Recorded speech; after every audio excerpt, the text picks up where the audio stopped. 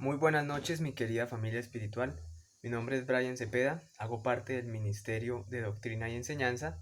Bienvenidos a nuestro espacio de apologética. Hoy vamos a tener asamblea de formación y hemos querido en el ministerio que en este espacio de apologética recordemos lo que hemos hablado sobre la Eucaristía en 3 de nuestros encuentros de apologética. Pues la formación que nos compartirá ahora más tarde Daniel tiene que ver con el Corpus Christi, la solemnidad que vamos a celebrar el próximo domingo, el cuerpo de Cristo. Así que es importante hacer como un resumen de estos 3 encuentros que hemos tenido sobre apologética. En el primero de ellos hablamos sobre la importancia de la Eucaristía. ¿Por qué es importante la Eucaristía? Entonces hablamos o recordamos más bien las palabras del Concilio de Trento que dicen básicamente así. Primeramente enseña el Santo Concilio y abierta y sencillamente confiesa que en el augusto sacramento de la Eucaristía, después de la consagración del pan y del vino, se contiene verdadera, real y sustancialmente el cuerpo, nuestro Señor Jesucristo, verdadero Dios y hombre, bajo la apariencia de aquellas cosas sensibles, es decir, del pan y el vino. Entonces recordamos estas palabras del concilio. También hablamos del momento en que Cristo instituyó el sacramento de la Eucaristía. Recordamos el Evangelio según San Mateo, capítulo 26. Mientras estaban comiendo, tomó Jesús pan y lo bendijo, lo partió y dándoselo a sus discípulos dijo: Tomad, comed, este es mi cuerpo. Luego tomó una copa y dadas las gracias, se la dio diciendo: Bebed de ella todos, porque esta es mi sangre de la alianza, que es derramada por muchos para perdón de los pecados. Entonces, escuchamos lo que dice la iglesia o lo que dijo la iglesia en el concilio de Trento. También recordamos las palabras de Cristo, el mismo Cristo cuando instituyó la Eucaristía. Y de hecho, recordamos del Evangelio según San Juan en el capítulo 6, cuando el mismo Cristo nos dice: Yo soy el pan vivo bajado del cielo, si uno come de este pan vivirá para siempre, y el pan que yo le voy a dar es mi carne por la vida del mundo. Entonces la Eucaristía es importantísima porque allí está la propia carne, el propio cuerpo y sangre de Cristo, que es nuestro alimento para la vida eterna. Esa es la importancia. Y ya lo confirma el concilio. Ahí, en esa especie del pan y del vino, está verdadera, real y sustancialmente el cuerpo y la sangre de Cristo. Así que es un paso importante para quienes anhelamos tener o vivir nuestra vida eterna en presencia de Dios.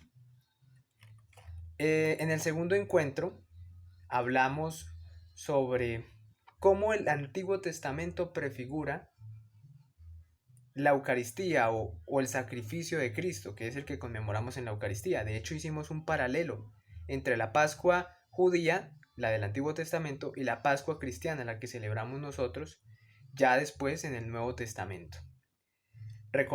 Vamos a recordar 5 puntos que hablamos en esa ocasión.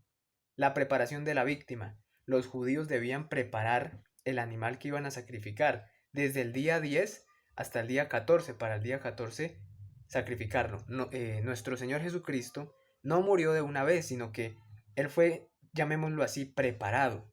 Lo capturaron, lo llevaron al sumo sacerdote, luego lo llevaron ante Pilato, ante Herodes, para luego sí morir. Es decir, no murió de un momento a otro, sino que fue preparado. El segundo punto del paralelo, sobre la víctima. ¿Cómo era la víctima en el sacrificio de la Pascua judía? Debía ser un animal macho, de 1 año, sin defecto y sin defecto. Cristo nuestro Señor, Dios mismo, se encarnó en un cuerpo masculino, en un cuerpo de macho. Además, no tenía defecto, es decir, no tenía pecado. Y tercero, en el momento de su muerte ya era un hombre maduro, de aproximadamente 33 años. Tercer punto del paralelo, hora del sacrificio. Los judíos debían sacrificar el animal al atardecer del día 14, al atardecer del día 14 del primer mes. Nuestro Señor Jesucristo, aunque fue crucificado alrededor del mediodía, lo recordamos en el Viernes Santo, Él murió hasta el atardecer. Entonces ahí vamos viendo cómo se va dando este paralelo. Cuarto punto del paralelo, la sangre de la víctima salva.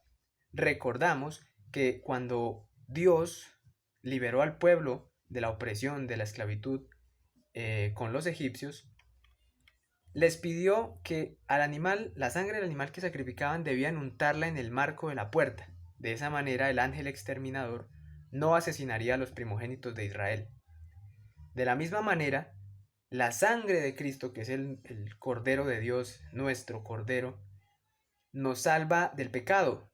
Cristo mismo lo dice en el Evangelio según San Mateo, capítulo 26, porque esta es mi sangre de la alianza, que es derramada por muchos para perdón de los pecados. Entonces la sangre de la víctima, de la víctima nos salva. Y el quinto punto que hablamos en ese paralelo, que es una fiesta para siempre, la Pascua, que es una fiesta para siempre. Dios le dijo a Moisés en el Antiguo Testamento, esta fiesta la celebrarás de generación en generación.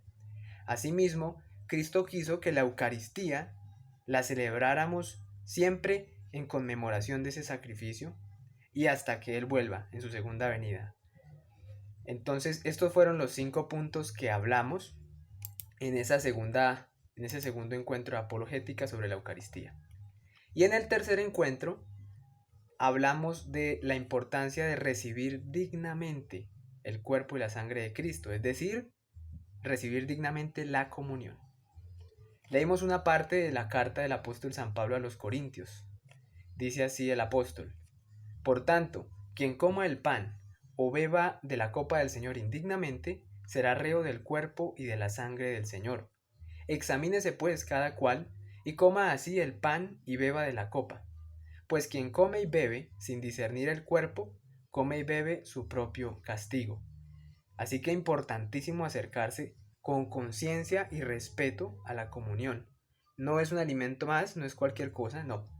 Debemos acercarnos dignamente, confesados. Entonces hablamos de la importancia de recibir dignamente al Señor y también de por qué confesarnos con un sacerdote.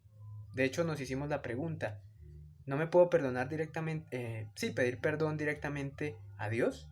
¿Por qué tengo que hacerlo con un hombre? Y allí recordamos las mismas palabras de Cristo en el Evangelio según San Juan, capítulo 20, ya después de que nuestro Señor había resucitado. Dice así el capítulo 20 de San Juan, versículos 22 y 23. Dicho esto, sopló sobre ellos y les dijo: recibid el Espíritu Santo.